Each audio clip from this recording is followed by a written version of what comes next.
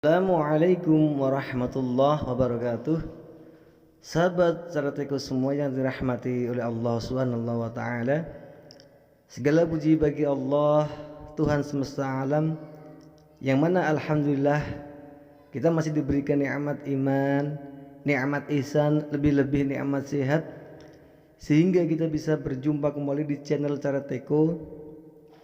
Salawat serta salam kita curahkan ke pangkuan beliau Nabi Agung Besar Muhammad Sallallahu Alaihi Wasallam, dengan senantiasa kita membaca Allahumma sholli ala Sayyidina Muhammad. Semoga kita mendapatkan syafaatnya di yaumil qiyamah nanti. Amin amin ya rabbal alamin.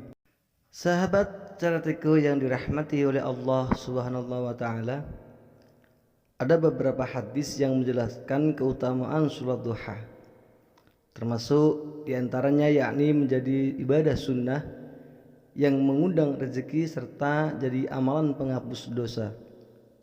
Salat duha adalah ibadah yang dikerjakan pagi hari, dan waktu pengerjaan salat duha dapat dilakukan setelah matahari terbit sampai menjelang waktu salat zuhur.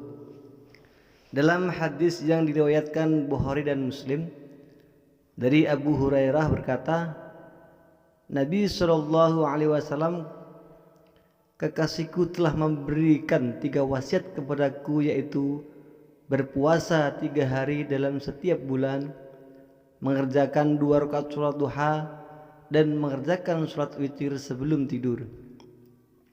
Mengutip buku Keberkahan Sholat Duha, Raih Rezeki Sepanjang Hari oleh Ustadz Arif Rahman, disebutkan bahwa beberapa jumhur ulama mengatakan sholat duha adalah sunnah. Bahkan para ulama Maliki dan Syafi'i menyatakan bahwa sholat duha adalah sunnah muakkad. Hadis tentang keutamaan sholat duha yang pertama, dicukupi kebutuhan hidupnya. Dari Abu Darda, ia berkata bahwa Rasulullah Shallallahu Alaihi Wasallam menjelaskan dalam hadis qudsi, Allah Subhanahu wa taala berfirman, wahai anak Adam, rukuklah karena aku pada awal siang 4 rakaat, maka aku akan mencukupi kebutuhanmu sampai sore hari. Hadis riwayat Tirmizi. Dan yang kedua, diampuni dosanya. Barang siapa yang menjaga sholat duha, maka dosa-dosanya akan diampuni walau sebanyak buih di lautan. Hadis riwayat Tirmizi, Ibnu Majah dan Ahmad. Yang ketiga, ibadah bernilai sedekah. Dari Abu Dzar, ia berkata bahwa Rasulullah Shallallahu Alaihi Wasallam bersabda, setiap ruas dari anggota tubuh di antara kalian pada pagi hari harus dikeluarkan sedekahnya. Setiap tasbih adalah sedekah, setiap tahmid adalah sedekah, setiap tahlil adalah sedekah, setiap takbir adalah sedekah, menyuruh kebahagiaan adalah sedekah, dan mencegah kemungkaran adalah sedekah. Dan semua itu dapat disepadankan dengan mengerjakan sholat duha 2 rakaat. Hadis rawahu Muslim. Yang keempat, amalan sunnah cadangan pada hari hisab.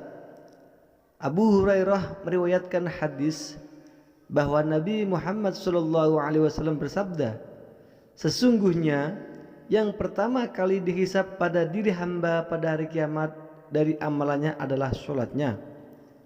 Apabila benar, maka ia telah lulus dan beruntung, dan apabila rusak, maka ia akan kecewa dan rugi.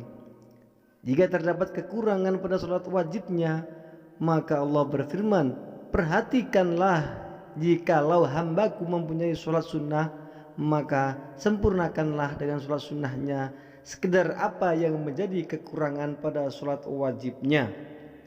Jika selesai urusan sholat, barulah amalan lainnya. Hadis rawahu An-Nasa'i, Abu Dawud, Tirmizi dan Ibnu Majah. Yang kelima, dibangunkan istana di surga. Hadis keutamaan sholat duha lainnya berasal dari Anas bin Malik yang mengatakan bahwa Rasulullah Shallallahu Alaihi Wasallam bersabda, barang siapa yang sholat duha 12 rakaat, maka Allah akan membangun baginya istana dari emas di surga. hadis rawahu Tirmizi dan Ibnu Majah.